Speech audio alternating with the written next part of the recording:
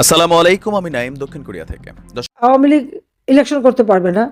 আমাদের যারা ভোটার সমর্থক তারা ভোট কেন্দ্রে যাবে না, ভোট দেবে না।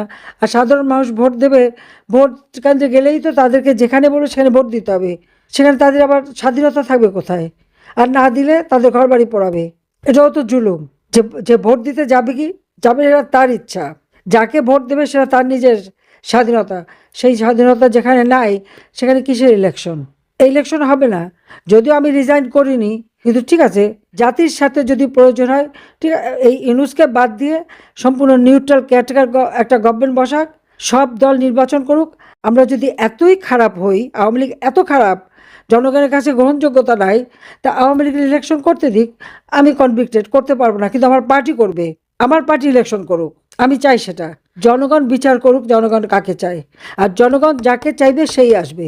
এটা হলো আমার কথা, যে আমরা জনগণের উপরে সবসময় আস্থা রাখি। আওয়ামী লীগ, আমরা সবসময় জনগণকে বিশ্বাস করি, জনগণের আস্থা বিশ্বাস অর্জন করে আমরা ক্ষমতায় এসেছি, এবং জনগণের প্রতি আমাদের দায়বদ্ধতা।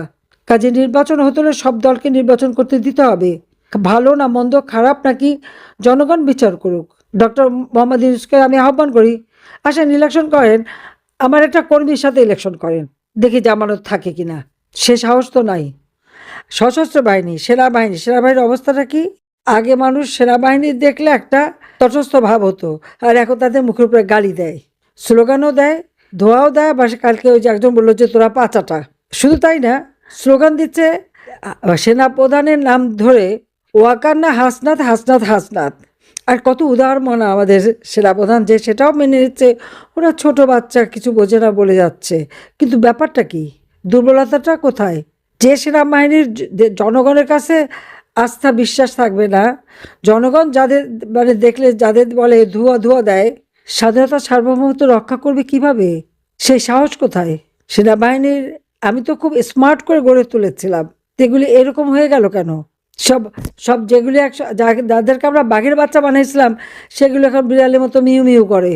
তো দেশের মানুষের সারা দেশে সেনাবাহিনী ডিপ্লয় করা আছে, ম্যাজিস্ট্রেসি পাওয়ার দেওয়া আছে, তারই মধ্যে প্রতিদিন খুন খারাপি প্রকাশ্যে। তাহলে আইন শৃঙ্খলা রক্ষাকারী তাদের কাজ কি? বা সেনাবাহিনী যে নিয়োগ দেওয়া হয়েছে তাদের কাজ কি? এই সমস্ত অপরাধীদেরকে রক্ষা করা। মব ভায়োলেন্সের নামে যারা জঙ্গি এবং সন্ত্রাসী কাজ করেছে তাদের রক্ষা করা। কিন্তু প্রকৃতপক্ষে মব যদি জাগে, তো এদের কি হবে? আজকে অস্ত্রের ভয় দেখিয়ে এদেরকে চুপ রাখা হচ্ছে। কথা কথা মারার ভয়তে কাউ একটা জেলা, উপজেলা, ইউনিয়ন, ওয়ার্ড, ইউনিটের আওয়ামী লীগের প্রত্যেকটা জায়গায় আওয়ামী লীগের নেতাকর্মীর ঘর বাড়ি জ্বালিয়ে দিচ্ছে, তাদেরকে নিঃস্ব করে দিচ্ছে, তাদের সমস্ত ব্যবসা বাণিজ্য প্রতিষ্ঠান সব ধ্বংস। এই যে ধ্বংস করেছে, এটা কি ন্যাশনাল ইকোনমিকের প্রভাব পড়ছে না? আল্লাহ তাআলা বারবার আমাকে বাঁচায়। যেখানে আমাকে 2 বোনকে সেই দিন হত্যা করার কথা, সেখানে বেঁচে গেছি। তো বেঁচে যখন গেছি, অবশ্যই আবার বাংলাদেশকে ফিরে পাবো, এবং বাংলাদেশের মানুষের উপর যে অত্যাচার জুলুম তার বিচার করব ইনশাল্লাহ, এবং দেশকে আবার গড়ে তুলবো, এটা আমার বিশ্বাস। কাজে সেই বিশ্বাস নিয়ে সবাই ঐক্যবদ্ধ থাকেন। আর এই ইলেকশন কোনো ইলেকশন না, এটা ইলেকশন হতে পারে না। এটা ইলেকশনের থেকে একটা জঘন্য কাজ ইউজ করে যাচ্ছে, তার ক্ষমতাকে পোক্ত করা, ইন্টারন্যাশনালি দেখানো যে উনি ইলেকশন দিয়ে এখন শুদ্ধ হয়ে গেছেন।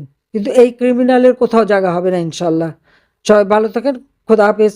জয় বাংলা, জয় বঙ্গবন্ধু, বাংলাদেশ চিরজীবী হোক।